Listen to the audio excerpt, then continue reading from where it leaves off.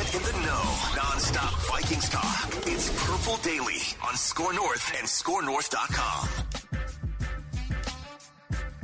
Vikings Vent Line every Sunday right here on the Purple Daily YouTube channel and podcast feed. What's going on, everyone? Declan Goff here, taking you through another edition of Vikings Vent Line. We record this every Sunday right here on the Purple Daily YouTube channel. If this is a show you'd like to get involved in too, by the way, this is basically your show. It's a show for Vikings fans. I love to talk to as many Vikings fans as I possibly can throughout the offseason. Liam and Austin are going to join me here in just a little bit to talk the draft, talk the offseason. Plenty of topics to get into. And if you'd like to get in on a future episode of Vikings Vent Line, it's vikingsventline@gmail.com. Shoot me an email, vikingsventline@gmail.com. Would love to talk to you. Love to meet with so many of you. We do this show during the Vikings season, of course, with Mackie, Judd, and myself. And then during the offseason, I turn this over to you guys. Bring on a couple fans each week to discuss the Vikings, the latest rumors, news, what's going on. We're a few weeks away from the NFL draft party at Park Tavern here locally in the Twin Cities in St. Louis Park. You want to check that out, go to scorenorth.com for more information.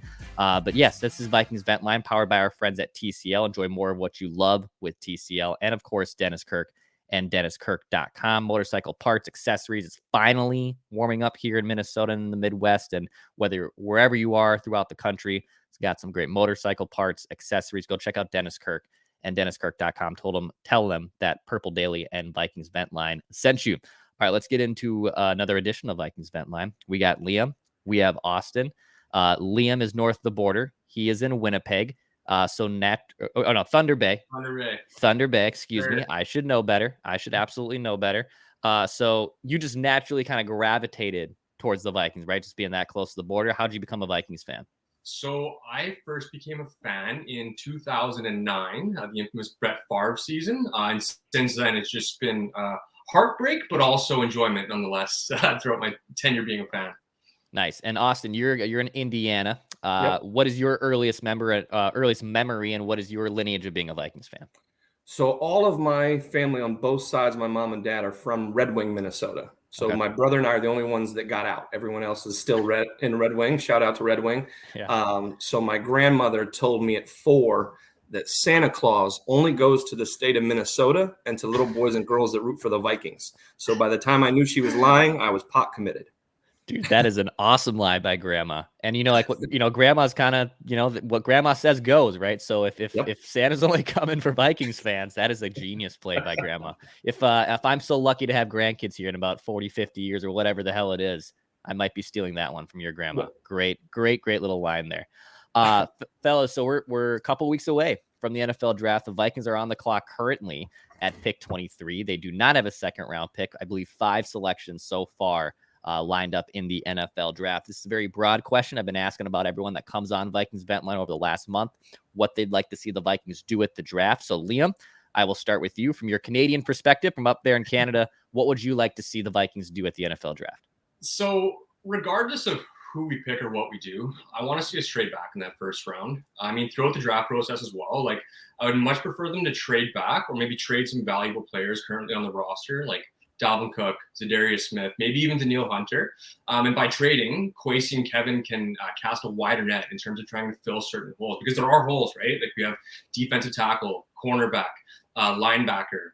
In addition to accumulating more draft picks, I want them to find a solid wide receiver too, to take the tops off of opposing defenses and provide relief for Justin Jefferson, right? So guys like Quentin Johnston, Zay Flowers, Josh Downs, Jalen Hyatt.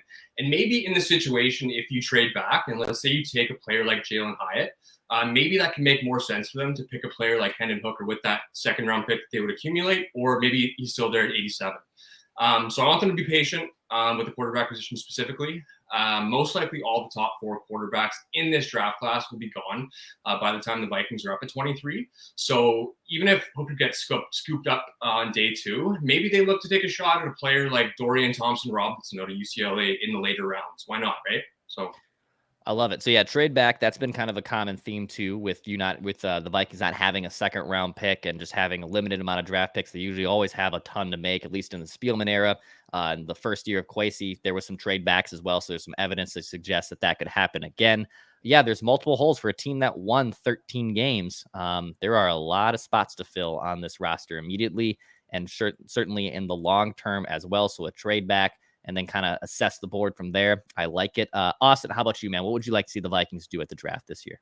So there's two things I'd like to see, and both probably things would have to fall their way. But I'd love to see the Texas running back drop to them and get him in on a rookie deal, save some money there, and get kind of reload that stud running back position. That makes moving off of Dalvin easier. And then I've got a trade proposal that I'm curious if who says no. Okay. So the Vikings send Cousins and next year's second to the 49ers for Trey Lance and their 3 third-round picks this year. Wowzer. Okay. Let's see here. Let me take the no side, at least from the Niners. So the Niners, who don't have first round or second round picks, I believe in this year's draft. Is that correct? They mortgaged a lot of them to get up to Trey Lance, or do they have 1 first round pick potentially for this upcoming draft? So I don't think they have a first or second. Yeah, I think that's right. So they don't have many draft picks. They are essentially a healthy quarterback, decent quarterback away from being a legitimate Super Bowl contender. That roster is really damn good. I don't know if they're willing to do it since they, I guess, are out of draft picks. But at the same time, if you're trying to win now, who cares about a couple third-round picks in this year's draft? So I can see that from that side. From the Vikings side of things, yeah, you get Trey Lance. You get to kind of evaluate what you want there. Nick Mullins can, hold his hand, if you will, in training camp or however they want to approach that. I love the reckless trade suggestion there from Austin. It makes a lot of sense. Yeah, I think the Niners potentially say no more than the Vikings. I would love that for the Vikings. I mean, that would be an insane trade to make. I'm a little out on Trey Lance than I think a lot of other Minnesota Vikings fans are, but hey, I'm willing to try it. I'm willing to see what you got there. On your Bijan Robinson take for the running back from Texas, this is really interesting because he's been a guy that I feel like early on in mockers was more towards the later first round. And now I'm seeing more mocks that have him going in the top 10. And even guys like Daniel Jeremiah saying, he's the 3rd best prospect in this entire draft, which is rare for running backs, right? I mean, running backs are just kind of undervalued now. You let them run for their rookie contract. You shouldn't be overpaying for them. You shouldn't be giving them a second contract. But he is still 21 years old. So he's going to be entering his age 22 season, or his age 21 season, actually, this year. He turned 21 in January. So he's a younger running back, if you will. So you can kind of milk him longer than most other running backs. So I like it. A couple good draft ideas, a couple good trade backs. Liam, you mentioned the quarterback idea of Hendon Hooker maybe is there in the 2nd round. You'd be interested in taking him. So if one of those 4 quarterbacks are off the board, obviously by pick 23, you don't want to see them even reach for Hendon Hooker at 23. Is that kind of a no-go for you? Yeah, still not there. Again, we have other holes that we do need to fill. There's some quality players there. So yeah, I think I'll probably wait on Hendon Hooker. But if he's available, like I said, then why not, right? Like at that 87th pick or even the 2nd round pick. And then Austin, how about you, man? What about your thoughts on drafting a quarterback early in this year's draft?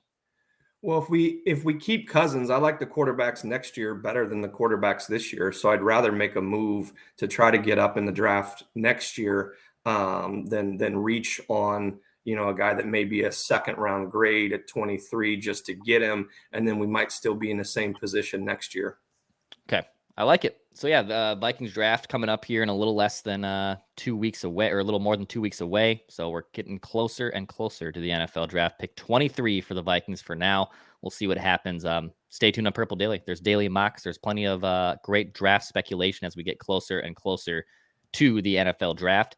Fellas, the offseason's been going on for about a month now. The tampering period opened a little less than a month ago. The Vikings have made their initial waves in free agency. A lot of the big dogs are now off the board. I'm curious, what is your guys' favorite move of the offseason so far for Kevin O'Connell? Liam, I'll start with you. So before I get to talking players, I just want to say that, just before that tampering period started, big fan of firing at Donatel. Some of those games were just atrocious, defensively speaking. So every year, for example, I'll make the trip down for one game. And this year, that one game was the Cowboys game. So I got a nice seat, live seat to watch Kellen Moore put up an absolute clinic on Ed Donatel's defense. So that was tough to watch. And then the subsequent hiring of Brian Flores, great move in my opinion. We all saw what he did as head coach, the Dolphins, during his tenure there. And I'm very excited to see what he can do as his, I guess, first time as a defensive coordinator. So yeah, it's gonna be great. In terms of players, I really like the Byron Murphy Jr. signing. A great move by adding a younger, faster guy to replace Patrick Peterson, and he can play both inside and outside, right? So he's very versatile in that regard as well. Yeah, Byron Murphy Jr. being the cornerback they went after, they didn't break the bank for him. They're going to ask him to obviously probably be the number one guy here, which is a taller task. He was a solid cornerback for sure in Arizona. Is he up to the task of being a cornerback one? But I do like the philosophy, to your point, of just having a younger guy in there. Having Brian Flores' teeth in there is a big influence. And obviously there's a lot of players that come and go in free agency. But yeah, Flores is a former head coach, a defensive stalwart. He knows what the hell he's doing. At Donatel, we all thought, okay, let's give Easy a chance here. And man, that did not work out very well. To your point, by the end of the season, things were just not going well in that defense. So if Brian Flores can get his teeth into guys like, yes, Byron Murphy Jr., or maybe even revitalize some of these veterans like Harrison Smith or Zadarius Smith, if he's still here, there's a lot of possibilities in that Vikings defense to certainly improve. Austin, how about you? What has been your favorite move of the offseason so far? Well, this is going to be boring because I literally wrote down those same two things. I love both of those moves. I think the Brian Flores thing actually will help, the offense, click a little bit better, the team flow a little bit better because they don't have to constantly worry about the defense not coming through. I think he's going to change the culture there, and that's going to be a huge thing for us. So I like both those moves. Those were my two favorite. What do you guys think of the future of Zadarius Smith, Danielle Hunter? So Zadarius Smith had the bonus kick in a little bit. They could have cut him. They chose to keep him for now. They could be working on a trade. Maybe there's a move to be had by the draft or even after the draft. Austin, do you kind of think that Zadarius Smith, Danielle Hunter, are they going to still be here by the time the season rolls around? Is one of them gone? What's your kind of thoughts on that? Yeah, I mean, I think there's a lot at play. There's going to have to be some reworking of contracts to get them both to be here. I'd like to see them both here, but more than likely, my guess would be one of them's gone. One of them's going to get capped, and one of them's going to get moved. Liam, how about you? I mean, like on the Zadarius Smith front, like why keep him? I mean, we're trying to build a culture, like a winning culture here of kind of putting yourselves first and for a team effort. So for a guy that, I mean, obviously get that bread, right? Like I'm a big, get your money while you can, but at the same time, if you don't want to be here, then that's okay. We can use you as maybe such a trade opportunity during training camp or for the trade deadline.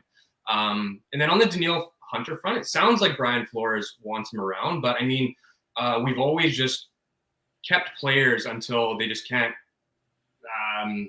contribute further or just like kind of we keep them too late kind of thing. So if we trade them a year early, then why not and get the value back for that, right? So I'm all for the Danielle Hunter trade as well. But if we keep him, he's a great asset to our defense as well. On that exact topic, but on the other side of the football, so they said goodbye to Adam Thielen, longtime Viking, a Vikings Ring of Honor guy, a lot of fan favorite here in Minnesota, obviously. Do you guys think that was the right move to move on from Adam Thielen at this point? Austin, how are your kind of thoughts on that? I think it was the move that Thielen wanted. I think he wanted more targets and more, to be more of the guy. And I hate to see him gone because, like you said, he is a fan favorite and, loved him for years. But I think, it was just something that's what he wanted. So it makes sense from a business decision. I understood why they did it, and it probably was the right move. The last couple of years, he's not been what he used to be. So it was probably the right call. Liam, how about you? Yeah, like you said, he's not the same guy as he was in 2018, 2019. So yeah, I'm okay with it. You wanted to be more a part of an offense and get paid. So by all means, man, I'm very happy for him. Very grateful for what he did for us during his time here. And yeah, all the best, man, for sure. Yeah, we'll see what happens there with him in Carolina. The Vikings obviously need a little bit more speed on the offensive side from those weapons. TJ Hawkinson looks like he's going to be a nice weapon for them. Jefferson is probably the best receiver in the NFL. So there's still options there. Can they find someone in the draft like we were talking about earlier? Is there another supplemental guy that they could maybe trade for or sign still in free agency? We'll wait and see there. Going to be an interesting wave of moves in the offseason for the Vikings after the draft as well. So, fellas, the Vikings did, yes, win 13 games last year. They won the North very early. Of course, they got bounced a little earlier than we thought in the wild card round against Daniel Jones and the Giants. But Kevin O'Connell, rookie head coach, I mean, you can't really ask much more for a 13-win season on paper, at least. But there for sure was some areas where he could have improved. So I'm curious, what do you guys want to see from Kevin O'Connell in year 2 of this offense? Austin, I'll go to you. I actually think, circling back to the Flores thing, I think that's going to free him up. I think there was things he wanted to do. He just was limited by the roster and limited by what he was working with. And I think, adding that defense piece will open it up. And I'll be I'm bullish on what he's going to bring in year 2 and kind of some changes that I think he's going to make now because he can. Yeah, I think he obviously hired Ed Donatel at the time to obviously, hey, he'll focus on the defense. Then the defense was not going as planned, right? It was not looking up to par. So now he has to dip his toes into all that. And of course, when you're a head coach, hey, you're in charge of everything. Like, you got to oversee everything. You can, be a diplomat and give other assignments to other people to take that off your plate, but you have to oversee those things. Can Flores kind of help? Number one, can both of them kind of work basically as a tag team there, right? Can he have some influence of Flores, but also a trust level that, hey, Brian Flores is younger. Brian Flores knows what he's doing a little bit more. He has a better track record than Ed Donatel did. I like it as well. Liam, how about you? Do you want to see some things that Kevin O'Connell did in year 2 that he didn't do in year 1? I think, for what it's worth, I would say that I'd like to see him continue to develop as a play caller. And when I say that, I mean in terms of maximizing the passing game when Justin Jefferson's being covered, maybe by double coverage, triple coverage. It looks like they're trying to do this through the acquisition of TJ Hawkinson, even the Josh Oliver signing as well, and even in how they use KJ Osborne. And hopefully they can draft another wide receiver this year to help complement Justin Jefferson. And I might put something out there that might sound preposterous, but I, through my Canadian perspective, would like to see more trick plays involving Justin Jefferson. We saw flashes of it last year, right? I'm not saying do it every single game, but who knows? Could we potentially see Justin Jefferson throw for a red zone TD pass? Maybe. It might be in the cards. So in terms of looking for what Kevin O'Connell can improve on 2023, that's kind of how I see it. Yeah, the trick pass element, right? Like, they tried a little bit of that last year. And I think there's times, to your point, yes, to unleash some of those plays a little bit more. They can't be too predictable. You can't have them in your bag all the time, or teams are going to sniff them out. So you have to be really strategic with how you use them. But there was a few plays last year that I remember. Obviously, the pass to Cousins, I believe, in the playoff game. Like, what are we doing there? That one just didn't seem to make much sense. There was the jump pass attempt from Dalvin Cook on the goal line, I think, in the Lions game in Detroit. Like, there was a few like head scratching ones where just like, the first down marker, the goal line is right there in front of you. It's basically the size of the football. Why don't you just pound the rock? Why don't you just keep it simple here? But there are areas of surprise where, you don't have to be completely vanilla. You don't have to be completely predictable. Those are areas where I think Kevin O'Connell can improve more. I think one last thing that I would say that he could do is, as much as we want to see the Vikings be a pass first offense, and that's where the NFL is trending. I think last year they were 28th in rush attempts. So if they're going to keep Dalvin Cook, which as of right now they are, they just paid to keep Alexander Mattison, or maybe there's a supplemental guy like Bijan Robinson falls, like Austin was talking about. They kind of have to have more rushing attacks. They have to have, balance out that passing and that rushing attack a little more. And can he figure out a little bit of a happy medium between not having to pass all the dang time, but at the same time figuring out ways to have good rushing attempts and when to give the rock, to your running back. And we'll see what happens there. But I'm curious. Were you guys surprised that Alexander Mattison came back to the Vikings? Were you surprised that they re-signed him? I was. Yeah, I was surprised by that. I guess I'm not as excited about him as a runner as maybe they are. Yeah, it was a little surprising to me. I thought that he was just going to leave in free agency. And even if they kept Dalvin Cook, which they still obviously can, I thought they were going to draft someone for the next replacement behind him. So I was a little surprised by Mattison. Liam, how about you? Yeah, definitely surprised, but definitely also very excited too, right? Because part of me is like, he was such a good player. He did have an impact when he got the touches. So it's great to see him back, honestly. And even further to that, with Kwesi's signings, a lot less unpredictable or less predictable than say the Spielman era, right? So even with the draft picks and with re-signing of guys that we had, loving the way that Kwesi's able to make it work and get some guys coming back to us. All right, fellas, last things before we wrap up here on Vikings Vent Line. Any shout-outs, any last takes you want to give that you haven't gotten off your chest so far? Austin, I'll go to you. I guess shout out to my family for supporting my insanity when it comes to the Vikings and dealing with the fact when they lose not to talk to me for the rest of the day.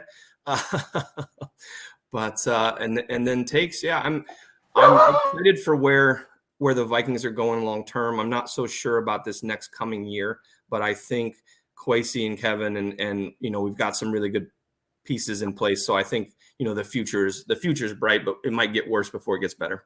Absolutely. And then shout out your grandma for making sure shout that out grandma. You don't get Christmas presents unless you are a Vikings fan. So Absolutely. I love that. Love that for you too. Liam, how about you? I guess I'd like to shout out all of the Canadian Vikings fans that are out there, specifically the ones from Thunder Bay who make the 7-hour trek down to Minneapolis to come see games. And yeah, furthermore, super excited about the direction that this team's going and super excited about the culture that they're building there. And hopefully it only gets better. I don't know if we're going to be at 13 wins this year, but regardless, I think this team is on a good trajectory.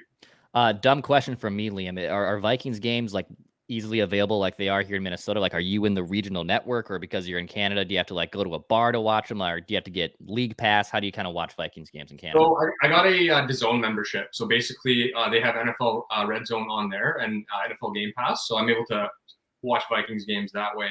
Yeah, it's great. Awesome, man.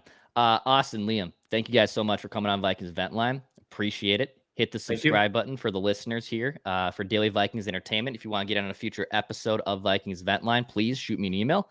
It's vikingsventline@gmail.com. Mackie, Judd, and myself back on Monday as well for full strength as we get closer and closer to the NFL draft. This has been Vikings Vent Line, where we want to see the Vikings win a Super Bowl before we die.